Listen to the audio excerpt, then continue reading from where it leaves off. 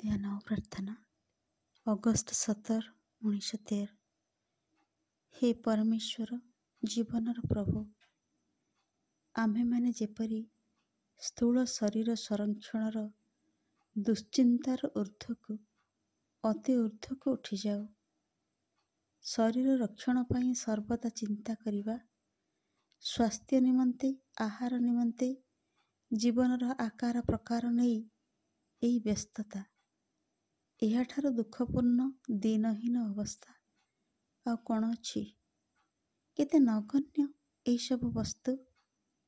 ଯେପରି ଗୋଟିଏ ପତଳା ଧୂଆଁର ରେଖା ସାମାନ୍ୟ ନିଶ୍ୱାସ ପବନରେ ମିଳାଇଯାଏ, ସେହିପରି ତୋ ଅଭିମୁଖୀ ଟିକିଏ ମାତ୍ର ଚିନ୍ତାରେ ଏହିସବୁ ଜିନିଷ କୁଆଡ଼େ ମରୀଚିକା ପରି ମିଳାଇଯାଏ। ଏହି ଦାସତ୍ୱର ଅଧୀନରେ ଯେଉଁମାନେ ଅଛନ୍ତି, ସେମାନଙ୍କୁ ମୁକ୍ତ କର। ମୁକ୍ତ କର ଯେଉଁମାନେ ପ୍ରବଳ ରିପୁର ଦାସ। ତୋ ଆଡ଼କୁ ଯିବା ପଥରେ ଏହିସବୁ ବାଧା ଯେପରି ନିଦାରୁଣ, ସେହିପରି ପୁଣି ଅକିଞ୍ଚିତ କର। ନିଦାରୁଣ ସେଇମାନଙ୍କ ପାଇଁ ଯେଉଁମାନେ ଏବେ ବି ସେସବୁର ଦାସ। ଅକିଞ୍ଚିତ କର ସେଇମାନଙ୍କ ପକ୍ଷେ ଯେଉଁମାନେ ଏସବୁକୁ ଅତିକ୍ରମ କରି ଚାଲି ଯାଇଛନ୍ତି।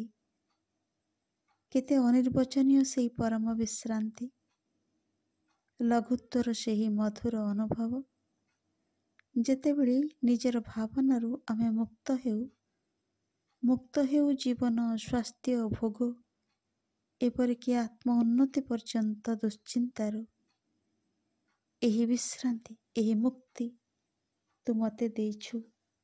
ହେ ପରମ ପ୍ରଭୁ, ମୋ ଜୀବନର ଜୀବନ, ମୋ ଆଲୋକର ଆଲୋକ, ନିରନ୍ତର ମୋତେ ଦେଇ ଚାଲିଛୁ ପ୍ରେମର ଶିକ୍ଷା ଓ ମୋତେ ଜଣାଇ ଦେଇଛୁ ମୋର ଅସ୍ତିତ୍ୱର ହେତୁ।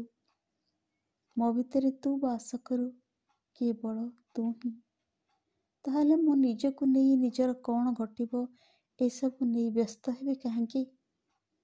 ତୋ ବିନା ଧୂଳି ଗଠିତ ଏହି ଶରୀର, ଯେ ତୋତେ ପ୍ରକାଶ କରିବା ଚେଷ୍ଟାରେ ନିରତ, ତାହା ସକଳ ରୂପ ହରାଇ, ସକଳ ଚେତନା ହରାଇ ଲୋପ ହୋଇଯାଆନ୍ତା। ତୋ ବିନା ଏହି ଇନ୍ଦ୍ରିୟ ବୋଧ, ଯେ କି ଅନ୍ୟ ସବୁ ପ୍ରକାଶ କେନ୍ଦ୍ର ସଙ୍ଗେ ଆମର ସମ୍ବନ୍ଧ ସ୍ଥାପନ କରେ, ତାହା ଏକ ତାମସ ଜଡ଼ତା ଭିତରେ ବିଲୀନ ହୋଇଯାଆନ୍ତା। ତୋ ବିନା ଏହି ଚିନ୍ତା ଶକ୍ତି ଯେ କି ଆମର ସତ୍ତାର ସଂହତିକୁ ଅନୁପ୍ରାଣିତ ଉଦ୍ଭାସିତ କରି ରଖିଛି, ତାହା ବିକ୍ଷିପ୍ତ, ଅସମର୍ଥ, ବ୍ୟର୍ଥ ହୋଇ ପଡ଼ିଥାନ୍ତା। ତୋ ବିନା ଦିବ୍ୟ ପ୍ରେମ, ଯାହାକି ସକଳ ବସ୍ତୁକୁ ସଜୀବ କରେ, ସୁଶୃଙ୍ଖଳ କରେ, ଅନୁପ୍ରାଣିତ କରେ, ସତେଜ କରେ, ତାହା ଏପର୍ଯ୍ୟନ୍ତ ରହିଥାନ୍ତା କେବଳ ଏକ ଅଜଣା ସମ୍ଭାବନା ରୂପେ। ତୋ ବିନା ସବୁକିଛି ନିଷ୍ପ୍ରାଣ, ପଶୁବତ୍, ନିରାଟ, ଅଚେତନ। ଯାହା କିଛି ଆମକୁ ଆଲୋକଦାନ କରି, ମୁଗ୍ଧ କରି, ଆମ୍ଭମାନଙ୍କ ଜୀବନର ସମସ୍ତ ଅର୍ଥ, ସମସ୍ତ ଲକ୍ଷ୍ୟ, ସବୁକିଛି ହିଁ ତୁ। ଏହା ହିଁ କ'ଣ ଯଥେଷ୍ଟ ନୁହେଁ ସମସ୍ତ ବ୍ୟକ୍ତିଗତ ଚିନ୍ତାର ମୁକ୍ତି ପାଇବା ପାଇଁ ଏବଂ ଡେଣା ମେଲିଦେଇ ସ୍ଥୂଳ ଜୀବନର ଯାବତୀୟ ଅନିତ୍ୟତାର ଊର୍ଦ୍ଧ୍ୱରେ ବିଚରଣ କରିବା ପାଇଁ? ତାହେଲେ ସିନା ଆମେ ଉଡ଼ିଯାଇ ପାରିବୁ ତୋର ଦିବ୍ୟ ସାଲୋକ୍ୟ ମଧ୍ୟକୁ ଏବଂ ପୁଣି ପୃଥିବୀକୁ ଫେରି ଆସିପାରିବୁ ତୋର ଦିବ୍ୟ ବାର୍ତ୍ତାବହ ରୂପରୁ, ତୋର ଆସନ୍ନ ଆଗମନର ମହିମମୟ ସନ୍ଦେଶ ଘୋଷଣା କରିବାକୁ। ହେ ଜଗଦୀଶ୍ୱର, ହେ ପରମ ପ୍ରଭୁ, ଅନୁପମ ଶିକ୍ଷାଦାତା, ପୂର୍ଣ୍ଣ ଗର୍ଭ ନୀରବତା ମଧ୍ୟରେ ତୋତେ ପ୍ରଣତି ଜଣାଉଛି।